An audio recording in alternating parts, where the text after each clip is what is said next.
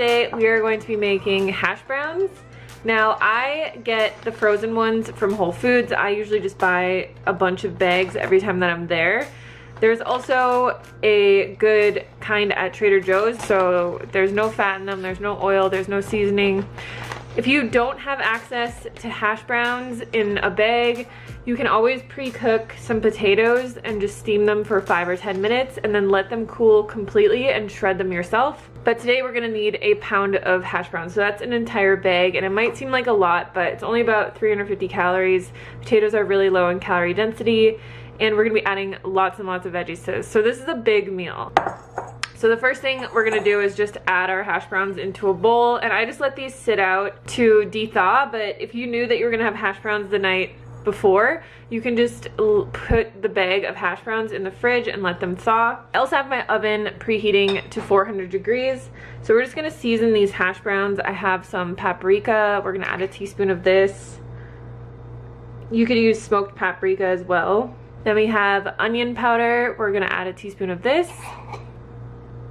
And of course garlic powder, 1 teaspoon of this as well.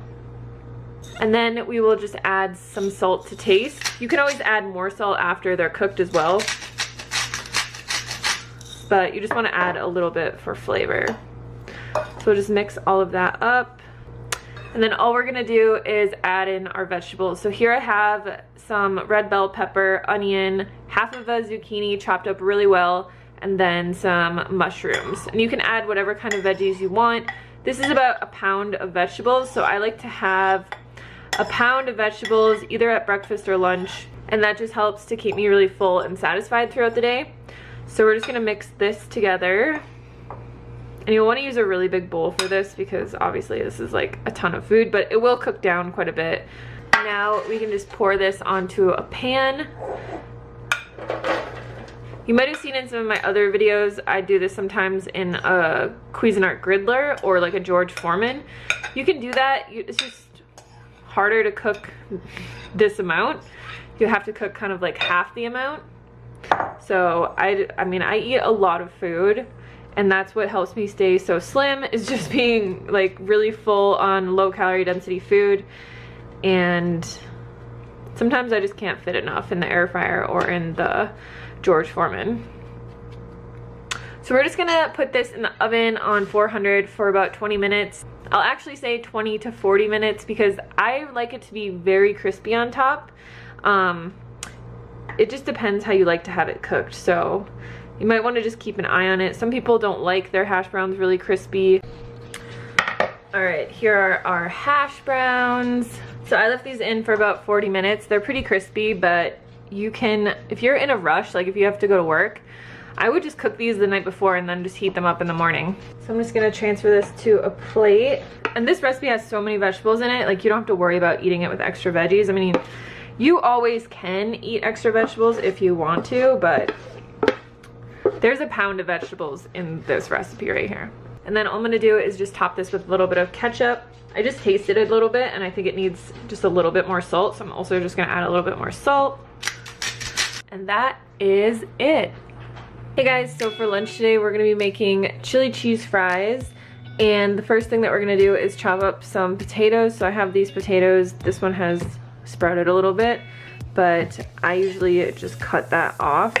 I know some people will like throw them away, but as long as they're not green on the inside, they're totally fine. So I just cut the little eyes off, or any like parts like this that just aren't perfect. So we're just gonna cut these into fry shapes. When you're doing this, you just want to make them as uniform as possible, just so they all cook at the same rate. So we're just gonna throw these into a big bowl. So all I'm gonna add to this is some garlic salt. Let's toss this. And then I'm just gonna put these in my air fryer, spread them out, and we're gonna cook these on 350 degrees for about 20 minutes. And you'll see at the end how crispy they get. All right, our fries are done. So all we're gonna do here is I have some leftover chili.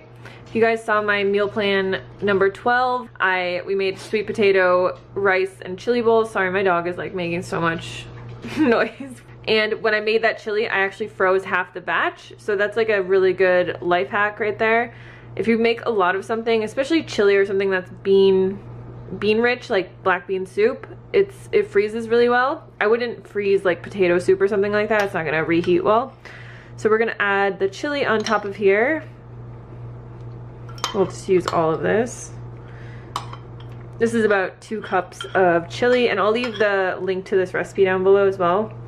And then I also have pre-made some cheese sauce. So this recipe is on my website. It's really easy to make. I recommend making it and trying it out. So we're just gonna add this on top.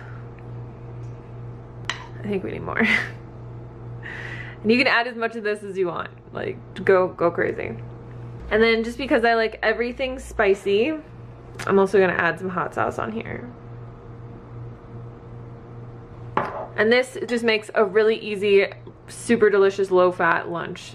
I mean, who honestly doesn't love chili cheese fries, right? Look at this.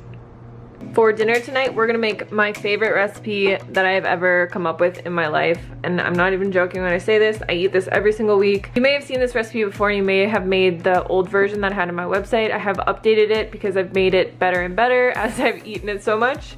So we're gonna make it that way today. This is my go-to way. And that is my potato soup, if you're wondering what the recipe is called.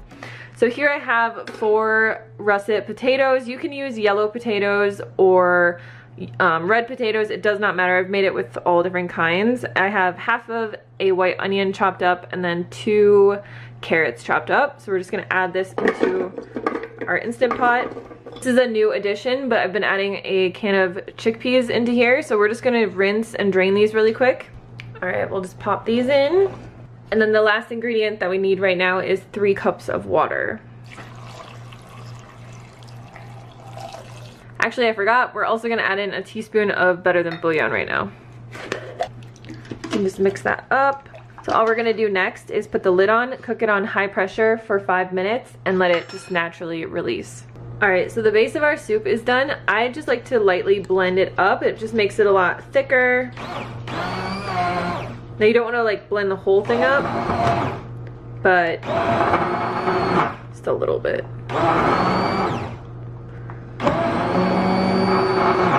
Now we're gonna add in a bunch of kale. This is about half of a head that I just chopped up.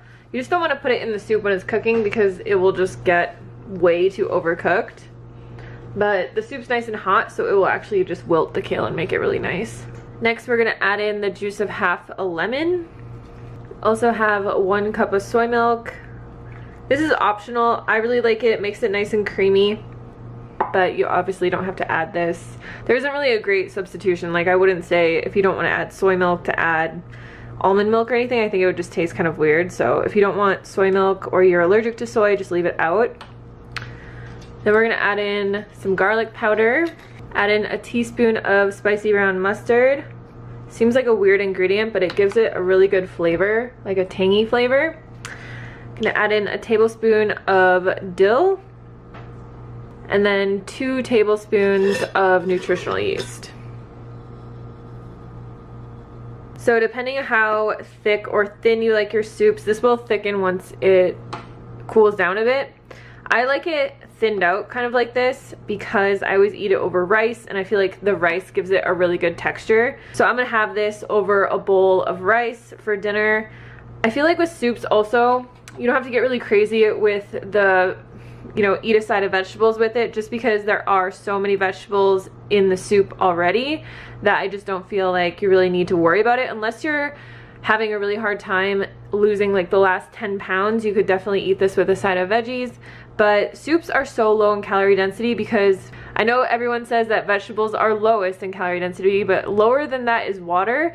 And if you add a lot of water to your food, you're really diluting the calorie density of your food and filling yourself up with just the bulk of the water. I hope you guys try this recipe out. It is my all-time favorite, and if you do, let me know what you think down in the comments.